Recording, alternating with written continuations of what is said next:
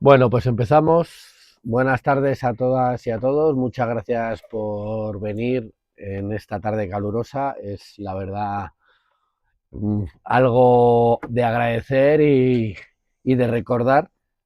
Sí que se me oye, ¿no? Bueno, Gaby es que anda un poco Vale. teniente. Cuidado, solo lo único que no me tapes el... es La lo único. grabación.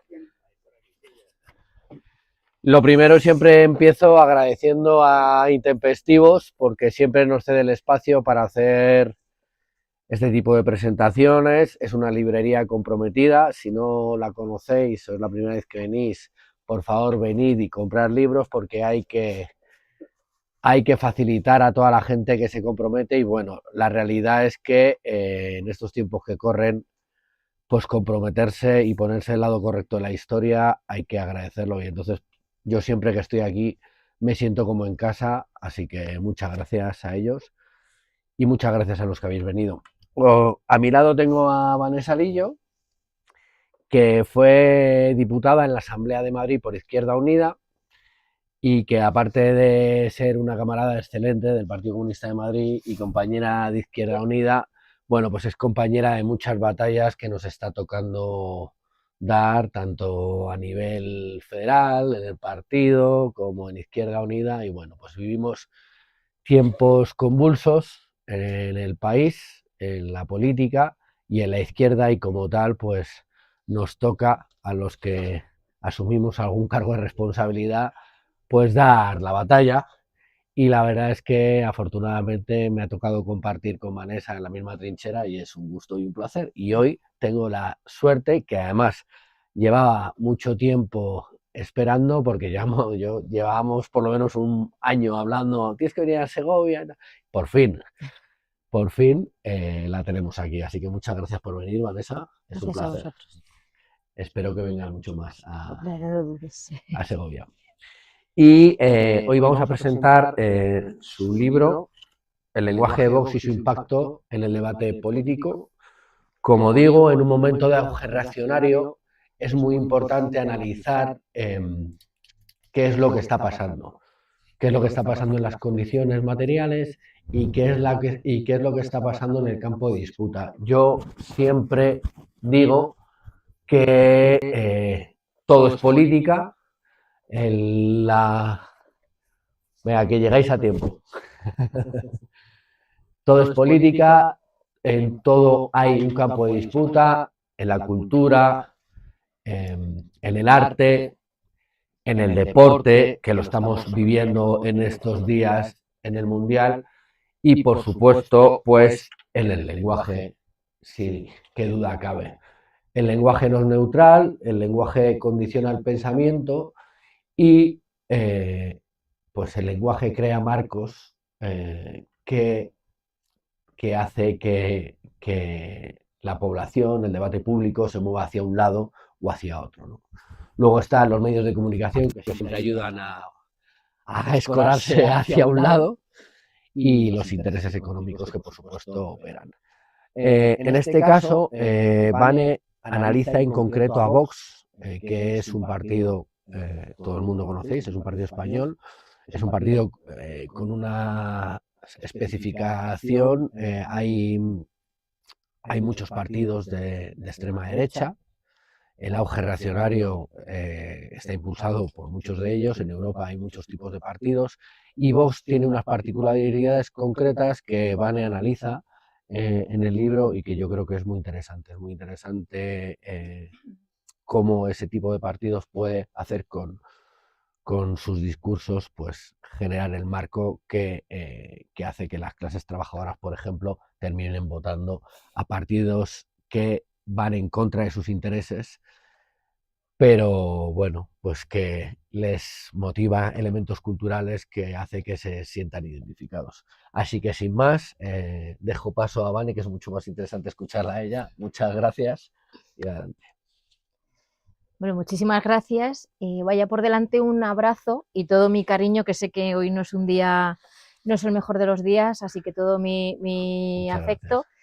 gracias. El placer de verdad es mío y soy una sortuda de por fin estar aquí sentada, como dice Carlos, compartir trinchera y estar aquí compartiendo este acto. Agradecer muchísimo a Intempestivos, me parece, no la conocía, la librería me parece un espacio maravilloso, e insistir en esa idea que decía Carlos, lamentablemente tomar partido o estar en contra de lo que parecía que éramos separados, es decir, estar en contra del racismo, estar en contra del machismo, estar en contra del fascismo, hacía muchos años que no parecía que se pagase caro. Y estamos viendo que en ciertos contextos, lamentablemente, el decir no a la reacción, no a este tipo de comportamientos, pasa factura. Entonces, el mantenerse firmes en este contexto también es necesario, ¿no? Porque nos necesitamos en diferentes lugares, y ya eso me da pie al justificar, ¿no? El decir el porqué de este libro, que se inicia como decía Carlos, yo estuve 4 años de diputada en la Asamblea de Madrid, y lo que motivó a dedicarme a decir esto hay que estudiarlo, no es de me chupo el dedo por responsabilidad, no es cuestión de yo creo que también caemos mucho de yo creo que si hiciéramos, y es, a ver, las que somos del método científico, vamos a parar, vamos a analizar y vamos a estudiar. Y de mi experiencia y compartir 4 años con Vox en la Asamblea de Madrid, en sus primeros 4 años de representación institucional, era la primera vez, ya estaban en Andalucía, pero era la primera vez que estaban en la Asamblea, yo estaba viendo que decía, están utilizando muy bien las instituciones. Ellos son muy conscientes para qué están aquí. Y yo decía, y un episodio concreto que con el que empieza el libro es lo que motivó mi expulsión en el Pleno, es decir, cuando comienza la legislatura y la señora Rocío Monasterio empieza, sin tener que decir o insultar o decir ningún improperio para hacer un discurso racista, se dirige a un compañero del grupo parlamentario, a Serín Vallé, negro, para decir que vino en patera y criminalizarle, pues yo lo que decía es que no se puede decir a la presidenta de la Asamblea, le hacía notar que tenía que velar por el cumplimiento de la cortesía parlamentaria, que no se podían, de ese tipo de discursos se podían tener desde una tribuna. Lejos de decir, es verdad, no se puede, pues lo que hizo es llamarme a mí al orden y yo terminé expulsada. Que dices, bueno, pues todo el mundo, no hay sorpresas, todo el mundo en su papel. Lo sorpresivo, claro, lo sorpresivo fue que cuando a mí me expulsan, yo salgo en auténtica soledad, con el aplauso de la extrema derecha y la derecha, y sin que nadie hiciese nada o le parecía correcto. Y de hecho a mí, compañeros, me regañaron por cómo me había puesto. Que yo ahí es cuando dije, ¿cómo? Ostras, pues si compañeros de mi propio grupo entienden que es que cómo me he puesto, si esto está operando aquí, ¿qué no va a estar operando fuera? Es decir, ya ha calado. Y más que nada, porque luego con otra diputada, por mencionar al hermano de Ayuso, la presidenta de la Asamblea le llamó al orden también, ella dijo que no, la expulsaron, pero a diferencia de esta vez, sí que toda la oposición, incluido Vox, en solidaridad por lo que consideraban una expulsión injusta, nos levantamos y nos salimos. Y el hemiciclo se quedó vacío. Y esto llamó la atención hasta de periodistas que vinieron a decirme, ¿qué diferencia? Entonces yo ahí pensé, dije, ostras, hiperventilamos porque se menciona al hermano de una señora, que a nivel sociedad las implicaciones de esta verborrea, por así decirlo, no tienen nada que ver, pero sin embargo no nos echamos las manos a la cabeza de que haya una nazi desde una tribuna haciendo este tipo de discursos y al final hay un juego cómplice y de hecho señalamos a quien se queja. Yo dije, algo está operando aquí, ¿no? Y dije, pues vamos a ver qué opera. Entonces el motivo de este estudio de caso, como dice Carlos, está centrado en lo que es el análisis del discurso, ¿no? Entendiendo de cómo construyen el discurso, porque como dice, sin caer en una cosa posmoderna, ni nada de decir el lenguaje construye realidades, es decir, son muy conscientes, no solamente el lenguaje, sino que son conscientes que al decirlo desde una tribuna ya no lo estás diciendo desde una barra del bar. Y desde un parlamento autonómico quien te escucha esas palabras con cierta autoritas o que dice, o si estos que son nuestros representantes se dicen estas cosas, ¿quién me va a decir a mí que no vaya por la calle y pueda insultar a mi vecino negro o tal? Quiero decir, porque al final eso reproduce también la teoría de los actos que se llama. Entonces, bueno, pues al final ese planteamiento, yo lo que me di cuenta dije, vamos a estudiar. Yo creo que están utilizándolo como caja de resonancia y de altavoz para sus temas. Entonces dije, este estudio aborda del debate público, de la influencia del debate público en dos vertientes. En primer lugar, es decir, marcan la agenda política. Y yo voy a ir lanzando también cuestiones a la reflexión, ¿vale? Las voy a ir lanzando para que luego generar debate. Porque no es lo mismo, o sea, ellos marcan la agenda política. Dije, creo que la marcan. Vamos a ver si la marcan o no. Entonces yo me puse y me dediqué a las iniciativas que llevaron a pleno. De las 300 y pico iniciativas, las agrupé por temas. Y efectivamente hay unos temas que se repiten más que otros. Y sorpresivamente, si pudiésemos pensar que a lo mejor estaban todo el día hablando de Cataluña, pues no. Un tema que sí, que no nos va a sorprender, que se repite, como hubo elecciones en el 2021, pero yo marco las 2 legislaturas, un tema que se repite muchísimo, es el que tiene que ver con los menores extranjeros no acompañados. Todo esto de la población migrante, bueno, ya lo estamos viendo ahora, derivado en esto de la prioridad nacional, cómo van simplificando esto de las ideas para toda una arquitectura ideológica detrás. Un tema que también pasa desapercibido, que a lo mejor no le prestamos, lo lanzo, creo, haciendo autocrítica, que no le prestamos suficiente atención y que ellos están pico pala, es el tema de la educación. Es uno de los temas que más repiten. No, sin tanto ruido como quizá con el tema de la prioridad nacional o la cuestión LGTBI, pero está un pico pala. No olvidemos el PIN parental y todas estas cosas, el adoctrinamiento de la escuela pública, pues todo eso.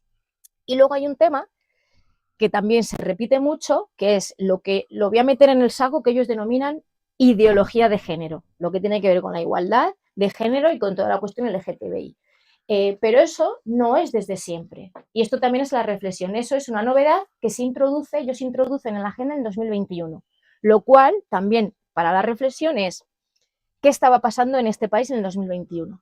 Se estaban produciendo cambios legislativos en diferentes leyes. Entonces, esto lo llevo sin entrar a abrir un melonazo que sería que nos pongamos a debatir sobre el contenido de las leyes. Mi reflexión va más en el sentido de si estamos preparados, si estamos preparadas, cuando conseguimos ciertos avances, saber que la reacción, la vuelta, la venida va a ser tan fuerte que seamos conscientes y capaces de mantener ideológicamente y defender esos postulados. Porque yo creo esa reacción que se hizo con toda la cuestión de igualdad. Entonces dije, vale, marcan la agenda. Y la siguiente pregunta y que lanzaba la reflexión es de, pues efectivamente, estos son los temas que son importantes para ellos. Y ahora pregunto, ¿son igual de importantes para nosotros y para nosotras esos temas? Por lo que veis, no es lo mismo marcar agenda que posicionarte sobre la agenda que han marcado otros. No es lo mismo decir, se habla de esto y de esto, y como dicen tantas barbaridades, ¿cómo no vas a responder a esto que dicen sobre la población migrante? ¿Cómo no vas a responder a esto que dicen del colectivo homosexual? ¿Cómo no? Pero es todo el tiempo que tenemos limitado y que los medios nos dan menos 100, que hablamos, nos posicionamos para llevar la contraria a otros, no lo hacemos y a lo mejor yo lanzo la reflexión. Si hay algún tema que quizás nos estamos dejando en el olvido, porque a lo mejor ellos quieren hablar de los colores de las farolas y yo quiero hablar de que se nacionalicen las eléctricas, por ejemplo. Estoy haciendo una reducción a los sobreentiendas y no estoy diciendo que no sean importantes, pero me refiero a decir que si hacemos esa reflexión o nos tienen siempre a reaccionar a sus argumentos. Y luego lo que vi con esos temas, la siguiente parte era de, vale, esto es de qué hablan, ahora es cómo hablan de los temas, porque yo también veía, es que están cambiando la manera del debate público.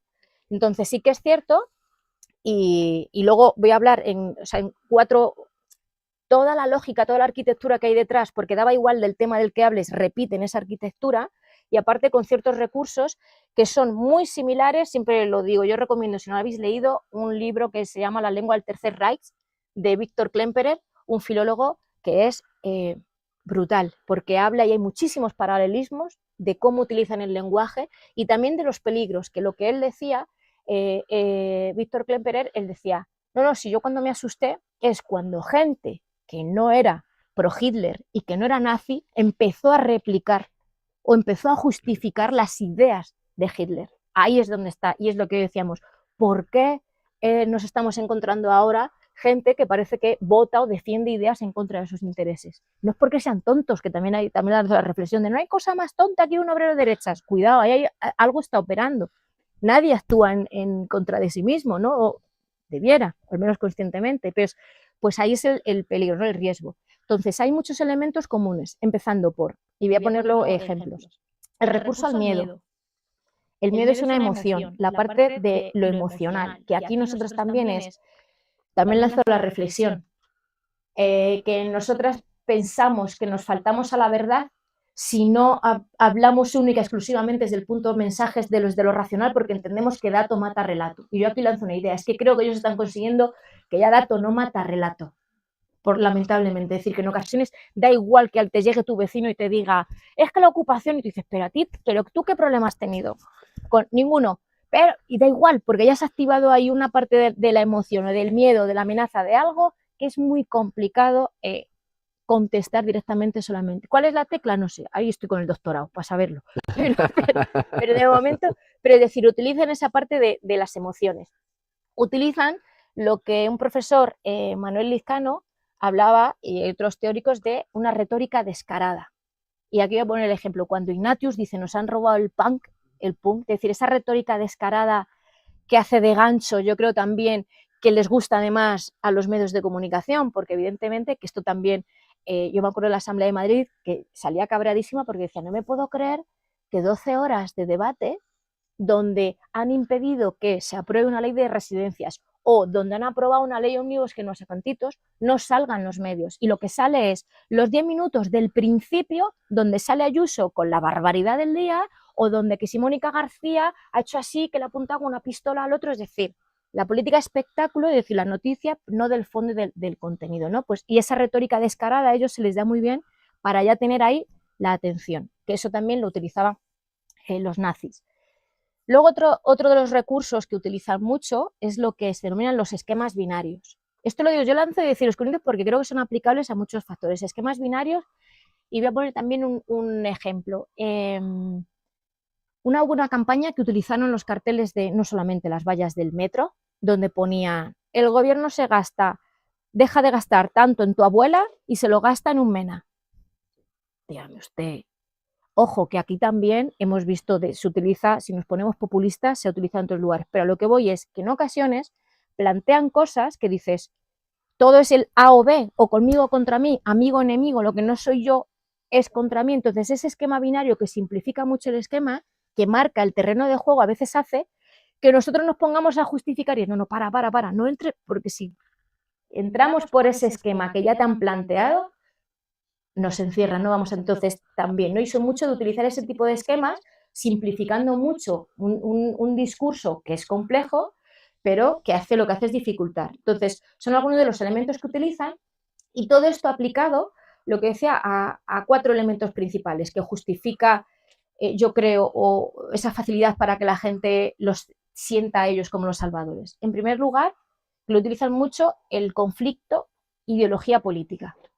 Es decir, la ideología, se lo decía, todo es política, pero nosotros hemos llegado al punto en el que parece que la ideología es mala y que la política, ellos se plantean su política como la del sentido común, y si os dais cuenta en eso ha habido un cambio, llevan algunos meses que de manera expresa hablan, lo dicen, la expresión sentido común, ellos se presentan como el sentido común, y la izquierda, todos somos los que ideologizamos, en el sentido negativo, es como, no, mire usted, todo es política, todo es ideología, por supuesto que sí, pero yo defiendo unas cosas y usted otras, y aquí, incluso en ocasiones, yo creo, también lo lanzo a la reflexión, hemos caído en el error. Yo he visto a representantes nuestros que cuando han hablado de una política, ellos mismos han dicho, no, esto no es ideología, esto es política. No, es ideología, defiéndela. Entonces, eso también, el presentarse como el sentido común y generar ese conflicto interesado de ideología política y pensar que la ideología es mala y todo lo que pueda parecer que adoctrina, pues es negativo. En segundo lugar, ese miedo que decía antes, ¿para qué meten miedo? Pues para hablar de unos valores que están amenazados, unos valores que, abro paréntesis, ojo, cuyo significado han reconfigurado también, como por ejemplo el de la libertad. Que ahí siempre lo digo, la mejor portavoz de Vox sobre la libertad es Ayuso, pero si nos saliésemos a la calle a preguntar ¿qué entiende usted por libertad? Creo que a lo mejor nos llevaríamos las manos a la cabeza. Por lo menos las que estamos aquí entendemos ese concepto como algo colectivo, algo de la sociedad, no como una cosa individual de yo tengo la libertad que me merezco y yo me la gano, y es verdad que tú puedes, acepto que incluso tú tengas un poquito menos, porque quiero decir, y ahí eso también cambia el marco, ¿no?, de la sociedad. Pues el concepto de la libertad, y eso, el valor de la libertad y el de la familia.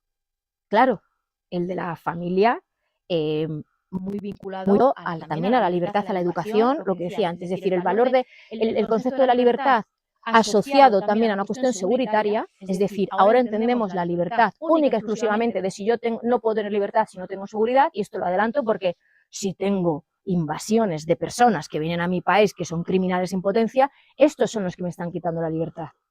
¿Vale? Ya estoy adelantando, pero es la libertad reconfigurada, muy a la cuestión seguritaria, y la cuestión de la familia muy vinculada también a la cuestión de la educación y la libertad. Es decir, defiende, y aquí traigo el concepto antes de lo de el PIN parental, porque también es eso que decía, el arte de las denominaciones tiene una capacidad maravillosa para simplificar. O sea, PIN parental, fanatismo climático, ideología de género, todo esto que va surgiendo ahora lo de la prioridad nacional, que no es nuevo, pero que tiene esta capacidad para en 2 palabritas o en una meter todo. Pues por ejemplo con lo del PIN parental y lo de la educación es que ahí también es cómo lo abordamos, las reflexiones. ¿Cómo le vas a decir a un padre o a una madre que eso del PIN parental realmente es un veto parental? Que igual que un médico estudia y se forma para recetarte la medicina que necesitas, los profesionales de la educación o el sistema educativo, es decir, si la educación en valores, la educación en la cuestión de desarrollo sostenible, etcétera, etcétera, valores éticos, cívicos, ¿cómo le dices tú ahora qué es lo que más quiere? Le dirías, no, mira, no deberías decidir sobre la educación de tus hijos. Te va a decir, es que queréis adoctrinar. Es que queréis adoctrinar. Y entendéis que no se refiere, dices, pero está cuestionado. Pero ahora sí que ha entrado sobre el hecho de decir, claro que sí, yo lo que más quiero y el valor de la familia, yo decido. Y ahí meten la cuestión de la gratuidad de la educación, pero evidentemente de la privada. Y por ahí criminalizan el tema de la educación pública, porque saben que ahí no pueden cambiar su visión del mundo. Su visión del mundo en la que no cabemos la mitad y que además la quieren presentar como única posible y viable, y que es la del sentido común. Todos los demás somos desviados.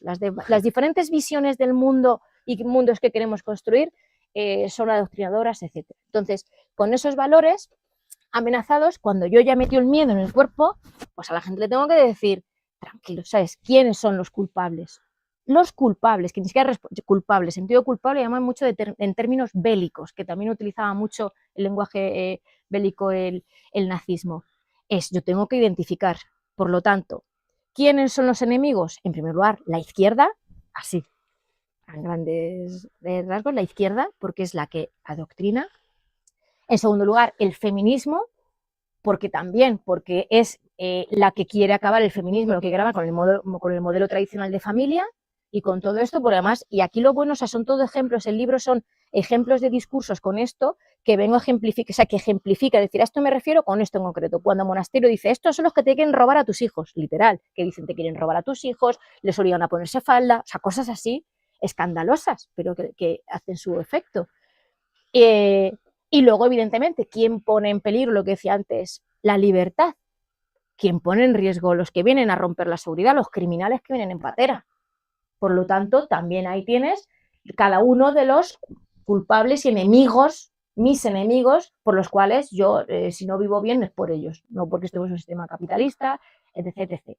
Entonces, una vez presentado todo este planteamiento, luego ellos se presentan como salvadores. Por eso cuando hacen menciones a la derechita cobarde, es decir, meten como culpables a todos los demás. Y ellos son los salvadores y se presentan allí y tienen muy claro.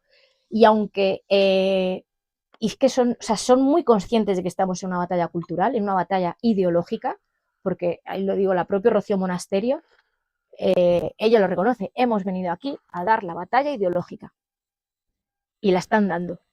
Esa batalla ideológica, y lo que plantean, y aunque ellos reconocen, dicen, la batalla ideológica, ojo, a la vez, porque también es otra característica suya, te pueden decir una cosa y la contraria sin despeinarse, según les convenga. Entonces, la ideología es mala porque es la izquierda, pero luego ellos son conscientes de que están haciendo la batalla ideológica, ¿no? Es decir, entonces, todos estos elementos lo que hacen es una conformación, y ahí el reto de ser capaces de ser conscientes de que está operando, que no es azaroso, no es un lenguaje azaroso, no es que digamos, no, esta gente, no, es que tiene toda su explicación detrás. Lo que hablábamos hay una parte del libro, la primera, hubo una presentación de un libro que hubo quien hizo una recomendación que dijo, yo recomiendo empezar el libro por la segunda parte.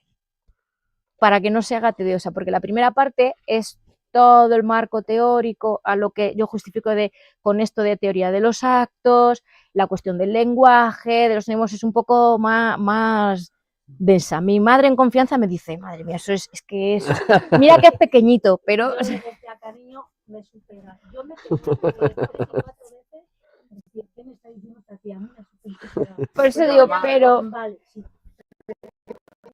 La segunda parte son ejemplos de discursos de, vale, ¿a qué se refiere? Son discursos sacados de 2 piezas de cada tema, cómo hablan, entonces se ejemplifica de dónde opera esto que estábamos diciendo, ¿no? Porque lo hacen de tal manera tan sibilina que a veces ni somos conscientes. Y yo creo que el reto, esto no pretende ser, no es, vale, entonces ¿qué tenemos que hacer? No lo sé. O sea, no pretende dar una solución, sí que pretende ser una herramienta y de hecho en esas dije, esto es un discurso, no puedo hablar de la transformación del sentido común con unos discursos del Parlamento, operan los medios de comunicación, las redes sociales, que ahora en el debate son muchas más cosas, que es en lo que estoy ahora, pero creo que al menos sí pretende dar algunas herramientas para que seamos conscientes y cuando nos metamos en esos marcos paremos y digamos, hey, que aquí no la quieren colar. O cuando hablemos con un vecino que digan, no, pero es que mira, no gastan en esto y decirle, ¿va a dar resultado? No lo sabemos, pero al menos que sí que dispongamos de las herramientas para no entrar al trapo, entrar en ese marco discursivo que nos meten y sobre todo para ver de qué podemos mejorar, ¿no? De decir, oye, pues aquí lo hacemos bien, porque hay una cosa, y lo lanzo y con esto termino el debate, que ellos dicen mucho que es la izquierda la que quiere enfrentar también, que quiere enfrentar a hombres contra mujeres, es decir, critican la ideología identitaria porque dicen que es utilizada por la izquierda para enfrentar hombres, mujeres, padres e hijos, etcétera. Pero hay una, como digo yo, una identidad que no la mencionan, que nos atraviesa de arriba a abajo, que es la de clase. ¿Por qué será? También lo lance de decir, ¿utilizamos nosotros y nosotras esa identidad de clase para generarles esas contradicciones?